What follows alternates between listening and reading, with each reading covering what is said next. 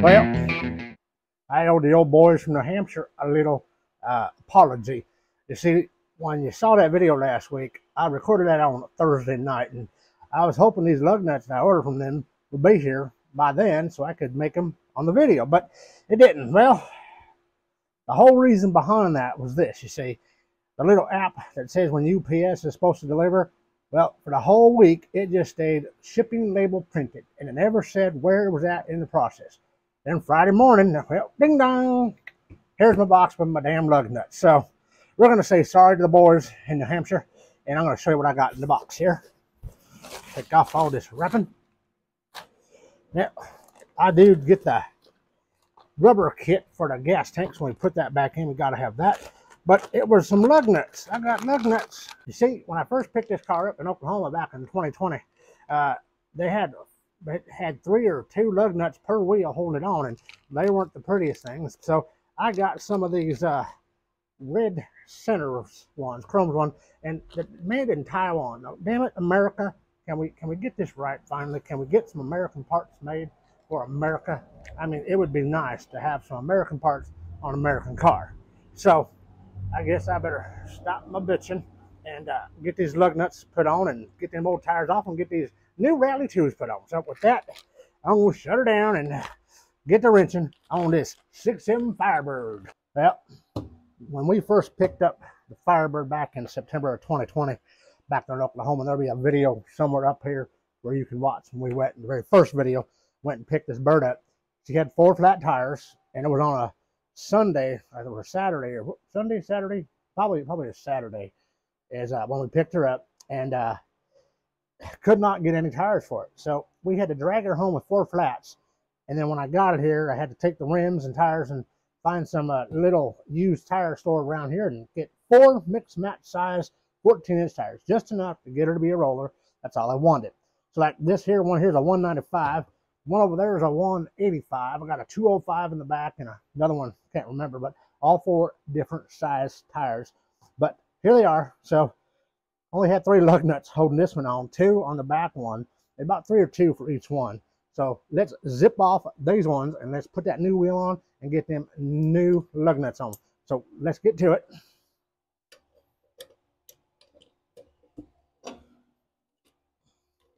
There's one.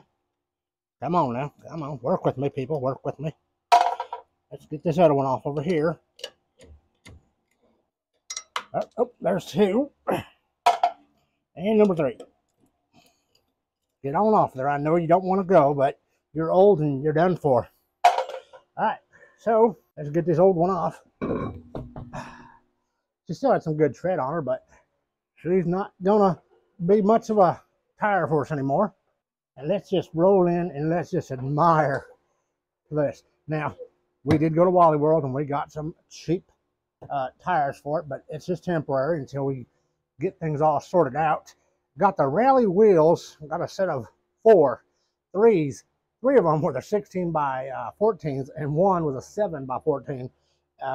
Didn't realize it when I bought it. Just brought them home and we cleaned them up. And well, while I was redoing them and refinishing, there'll be a video somewhere up here where you can watch how to do that yourself.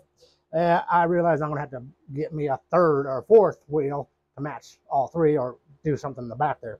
Anyhow, I got the center caps off of Evil Bay, off a gentleman that had them. They're not new, they're used, so they got a little patina to them. But I think for all purposes, just for rocking and rolling, I'm liking these Rally 2s just the way they came out. So let's shut up and let's put it on the damn car. How about that, Brian? Now, where'd I put them damn lug nuts at? Oh, right here in my hand. Look at them shiny lug nuts. Let's get these on. There's one.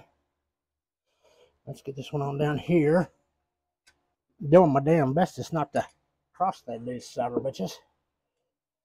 Now, I know y'all thinking I should just whip out my cordless impact and nope. Gotta do it old school way here. Get her cinched down. Just finger tight there. Get in here and do this one.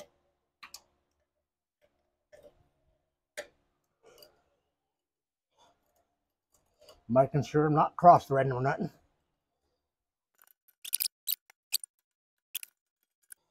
Now I'll just go ahead and make sure these are just a little snug for now. Hot damn, let's look at our work here. Look at that. She sure looks pretty now, don't she? Well, tell you, I like the way those look. I like those red center caps and that black back there. And I know the originals were gray, but I like black to my damn wheels. And I'm not going to put the chrome trim rings on either. I like it just like that. So these here are 215 7014s. And it depends on the wheel that I get for the back. It may be the same 14, 6x14, or if I can find a 7x14, I'll put one of them back there. Hot damn. Well, let's do the other side. That way we got 2 new front tires and then beautiful new rims on the front of our 6.7 Firebird. Well, you see, this here is where the from the water pump is supposed to go back there to the heater core, but right now I don't got the heater core hooked up because, you know, I took all that out. I'm gonna be putting in one of them vintage air conditioners, but this here ain't all that good for the system. So I need to put in a little nipple on the back side of this head down there and run a line from there all the way to there to help take care of some of this coolant issues. Let's get this air cleaner off and let's get back in there and see what we're dealing with there. Now, this is that heater bypass nipple, and honestly, you know what? These Pontiacs, the way they're designed, you should probably have one of these on back of both heads, but it's about $20, and I'll put a link down below where you can get one for yourself. And you just basically, you're gonna pull out that freeze plug at the back of the head. You're gonna take this one and you're just gonna pop it right on there, and you're gonna run that down. So let me show you the location where we gotta put that at real quick here. Now right back there, see that spot right there, that freeze plug? We're gonna have to take that freeze plug out and put that nipple there. Get you a screwdriver and just tap on the bottom of there, and it'll come out. Get yourself a plug there and just pull the damn right there out. Then you just toss that away. Go ahead and clean it up a little bit and make sure there's no metal shavings or nothing. To install this little nip on the head, now that you've got that freeze plug out, get yourself a socket that's big enough to fit over that, and you can kind of see how that fits there. So you're going to take it, put it into the head, and take your hammer and just knock her down. It's a tight fit, but it'll sit right back on there, and you'll get it in. Let me show what I'm talking about. All right, I'm just going to put a big old socket on this, put it right over there. Line it up here a little.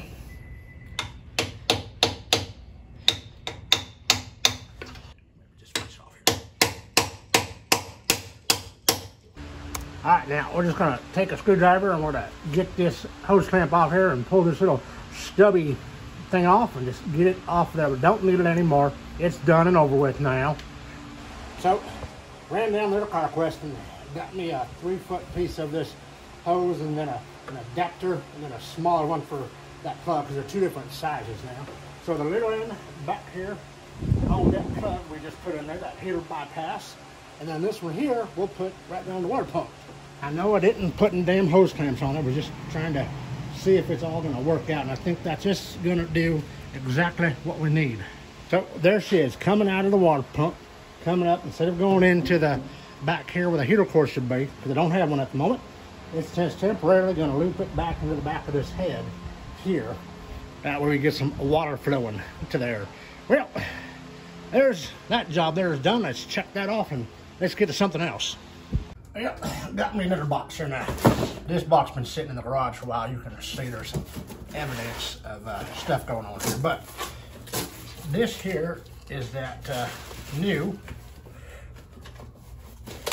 power brake booster. Right there. And I believe I got some, let me see here, warranty card and a hose, and there's that do my fetch. I'm gonna need that too, and zip tie. I don't know why there's bungee cords in there. So anywho and anyhow, this here, I really wanted to make it not black, but make it gold like it was supposed to be back in the day. So I think I'm gonna do is leave that on there, and we're gonna tape off this little section right here. And when I was redoing my 67 Porsche, I used this here. Now it's probably not factory GM color, but it was the color that was matching up pretty good to the Porsche stuff. So we're just going to spray this down and make her look a little gold today. All right, let's see what happens here.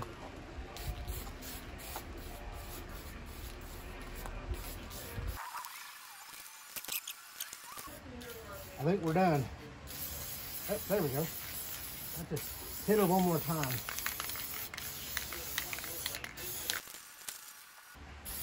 All right, let's let her sit for a little bit.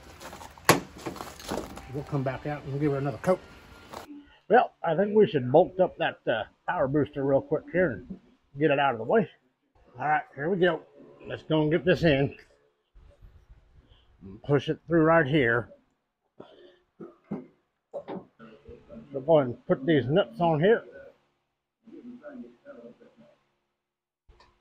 These here damn bolts here are 14 millimeter. I know, I still need to get me a set of standard size box end wrenches, but just haven't had time. All right, then we'll get these here situated. Well, damn, that's pretty damn tight. I don't have to do this by hand. All right. Woo-wee, looky there. She sure is pretty. Sure is pretty. Oh, well, messed her up right there, but that's all right. We're not looking for anything special here. Well, then I think we could put this here master cylinder on here, kind of like so.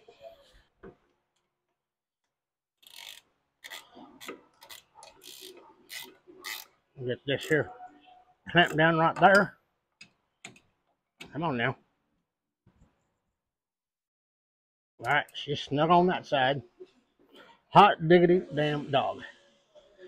Woo-wee. And you know now, there's going to be a distribution block right here for everything. So we'll just get these wires out of the way for the moment. But we're getting closer, people. We're getting closer. Let's move on to something else now. Well, I reckon we should probably put this line on here real quick. Let's move this up here and we'll get this situated on this part. Or should we? Maybe let's go like that way, that there. Let's do it this way. I think it'll probably be better that way. Get it on there. And we'll dip it down over here and we'll put it on the back side of that carb. And then back here, we'll just take this and stick it on the back of that carb. And I say she's good to go. Look at that. That's a job well done right there, folks. That's good. That is good. That's a job well done. Now, let me show you this here valve cover breather what we picked up. When we got, look at it. It looks like it's been a $3 whore that's been rode hard and put away wet one too many times. Out it goes. Bullshit, it's done.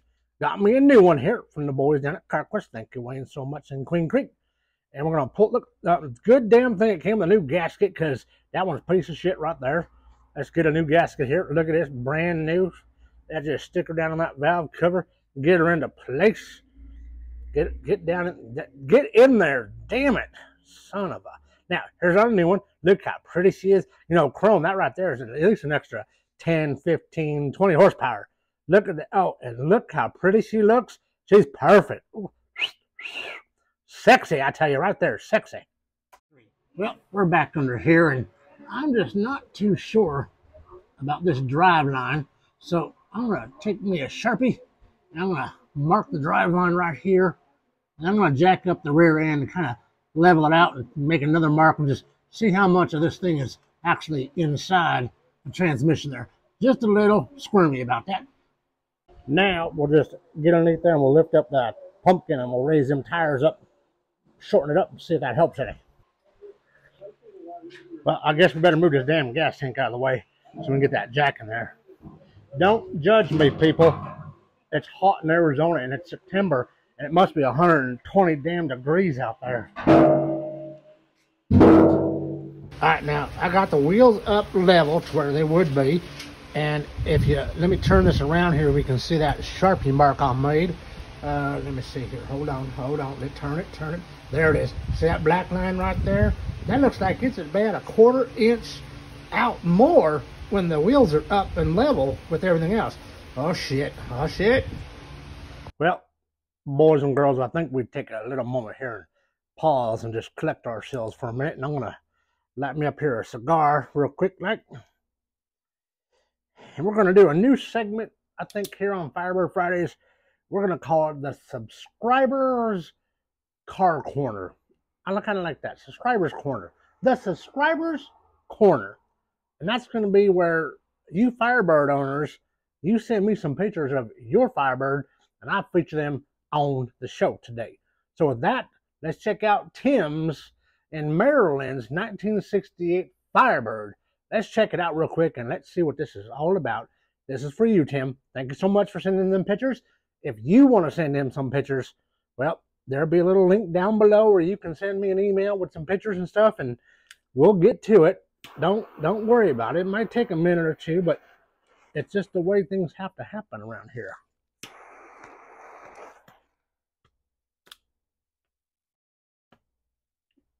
And with that, let me show you Tim's 1968 Firebird. Let's look at it.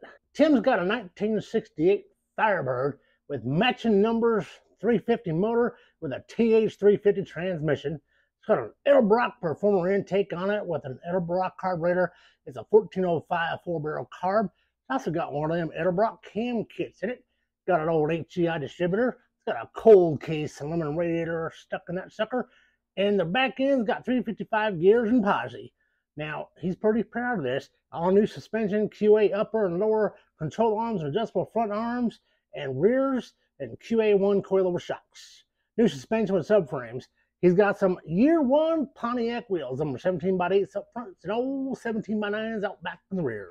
Stock manifold with new dual exhaust and a Flowmaster mufflers that make her sound so pretty. She's got a Hurst dual gate shifter professionally installed by Auto Fab Race Cars in Maryland. An all-new stainless gas tank, which, you know, we're working on that ourselves here. Fuel and transmission lines already done. And it's got an I did it tilt steering column and steering box. Them damn steering boxes have gone up in price. You ask my friend Louie over there at First Generation Firebirds YouTube channel, and he'll tell you those damn things have gone up. It's not a race car, but boy, she runs great, and it's very tight and hugs the road like it's on rails. Well, to Tim, thank you so much for sending them pictures in. If you guys want to send some pictures in, there's a little link down below. Send me an email, send me some pictures, and I'll make sure to put you on the next Firebird Friday Subscribers Corner, and we'll feature your Firebird on a future episode of Firebird Fridays. So let's get back to work, and I'll get back to puffing on this cigar, and we'll have ourselves a good night here on Friday. So until then, let's get back to work.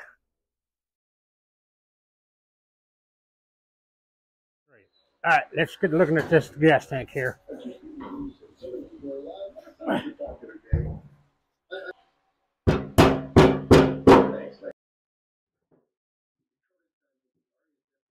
This right here is where that grounding strap goes to. Bet you I'm probably going to need a new seal too while I'm at it. I want to see what's in there. There's a little bit of gas in there. Or there's what we can see in there. There's a little bit of gasoline, but for the most part, she looks pretty darn clean in there. I think we just wash her out. Well, I think we'll just let her sit here overnight and kind of drain out. We got most of it drained out, but just let a little bit that's in there, just let it all just go to waste. And there's that shopping cart 3000 engine stand. If you want to buy this, there's a video over here I'll show you. Had that Pontiac 350 on there. We started her up right on this cart right here. It's for sale. Probably $1,000. Yep, $1,000. $1,000.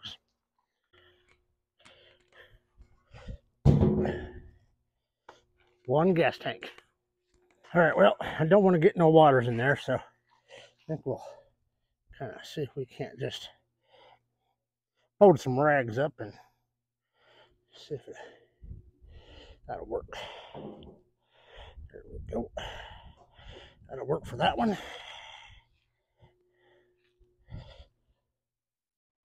I think that'll work for that one. There we go. Now we can wash her down. She sure is a dirty girl. Let's wash her down. Before and after, huh?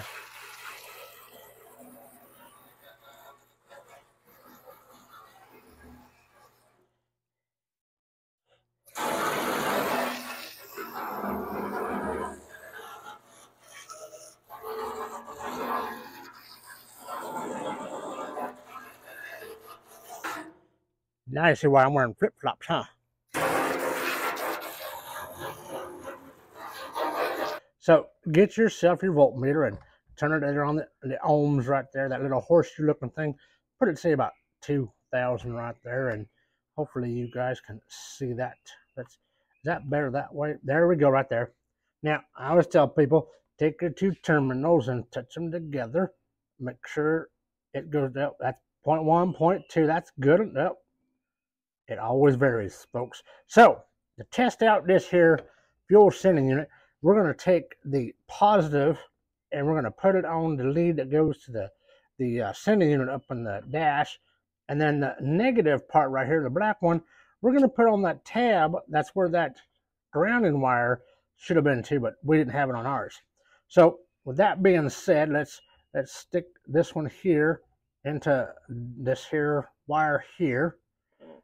And remember, we're looking for a change in our meter. Now, that's secure. And then we're going to touch this down here. And it didn't, there's no change. Now, try it someplace else. Try it different places to ground out, because sometimes the ground, just see, there's nothing. There's no change in that number. And we should be having a change somewhere. But no numbers is happening. Nope. So this tells me right now that this fuel sending unit is probably the damn near original, because the little tab here, that's soldered on. So there's no way to even put a new wire on this. So it's junk, it's garbage, it needs to be replaced. So that's, well, now we know we got to order some more damn parts. Well, I think we've had enough fun for one Friday night here at the old Arrowhead Garage, and I appreciate you watching. If you're a subscriber, thank you so much. I got some free stickers. I'm going to be telling you all about how to get them. I know I'm going to mail you out free stickers. I'm going to spend the money for stickers. I'm going to spend the money for the postage. But I want you guys, my loyal subscribers, to get a free sticker that you can put it up on your toolbox or whatever. And I want you to send me a picture of it so I know. And if you got yourself a Firebird, it don't matter if it's first generation, second generation, third generation, or fourth generation. I want you to send me some pictures. And I'm going to try to do this regularly every week on Firebird Fridays. We're going to do one of your guys' cars and show it off, all the hard work that you've done or the progress that you're in the middle of. So with that, don't forget, we got t-shirts down below you can buy and help support the channel. Thank you so much for tuning in for another Firebird Friday.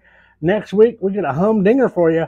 We're pulling the rear end out of this girl. And let me tell you, I haven't seen too many YouTubes about first generation rear end pulls, but you're going to see it next week. And let me tell you,